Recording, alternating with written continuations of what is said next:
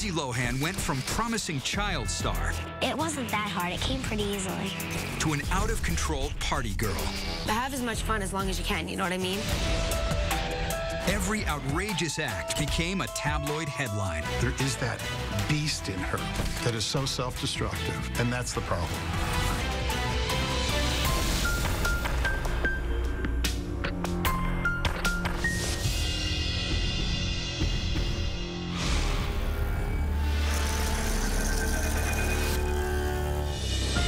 Young, beautiful, talented.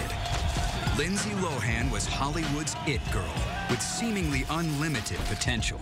If you can do it, why not do it, you know what I mean? But today, she is more famous for her rap sheet than her movie credits.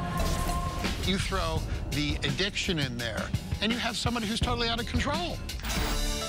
In May 2007, Georgia Rule opens in theaters with a resounding thud. Lindsay gets most of the blame. It fed her being in the spotlight. I mean, I think that there are a lot of addicts who, just thrive on the publicity, especially actors.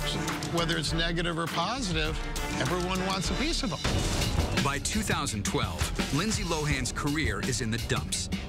5 years earlier, she commanded more than $7 million a picture, but now accepts $300,000 to play the iconic Elizabeth Taylor in Lifetime's TV movie Liz and Dick.